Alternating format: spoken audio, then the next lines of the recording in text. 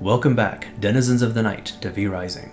The second V-Blood you'll face in the Ruins of Mortium is General Cassius the Betrayer. Like with Elena, he's another boss in this area that roams the map. Use your blood tracking to find him. He usually roams the west side of the map with up to 4 guards following him. You should also watch out for the roaming patrols of demons, militia, and the army from the Silverlight Hills, which are very high level. Though if you wanted to, you could use the army to start the fight and make things easier. Cassius starts with 4 basic attacks. My sword thirsts for your throat. There's his dash attack, which you can easily sidestep. There's another dash, where he teleports behind you. His basic swing attack that has a large range, and the unholy explosions he casts beneath your feet. He's very slow, so you can poke at him and keep your distance. When doing this, save your dodge for any of his dashes and you should be safe. Just be careful, his sword does have a huge range.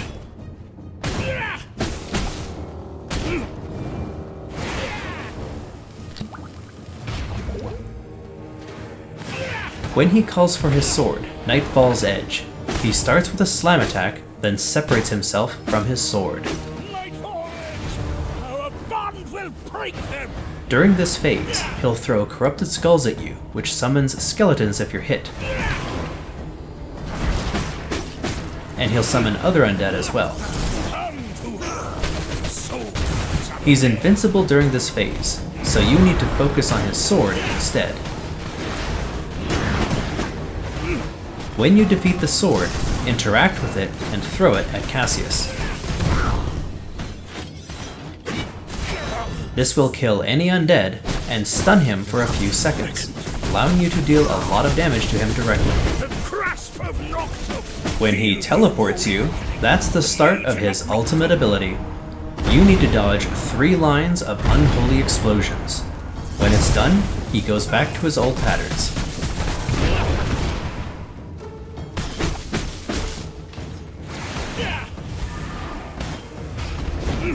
Since his ultimate is always 3 waves of attacks, you can start your attack immediately after the 3rd wave.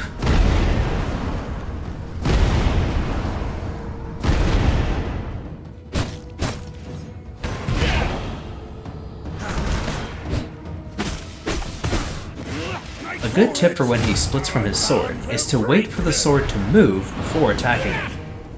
It won't move again until after a few seconds, so drop as much damage as you can on it before it has the chance to move again.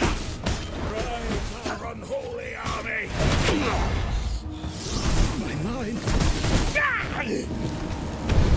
You are powerful, but nothing next to the immortal king.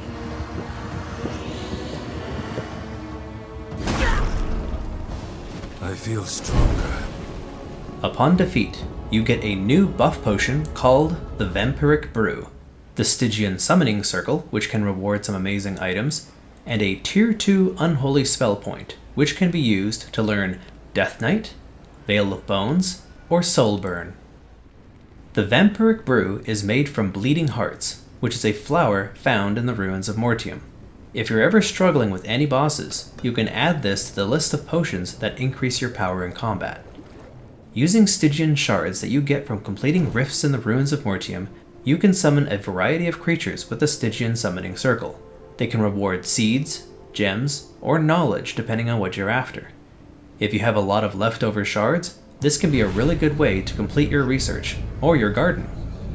With all of this, you should be able to complete everything you need for Tier 2 and work your way towards Tier 3 content. Until then, bloodsuckers, good night.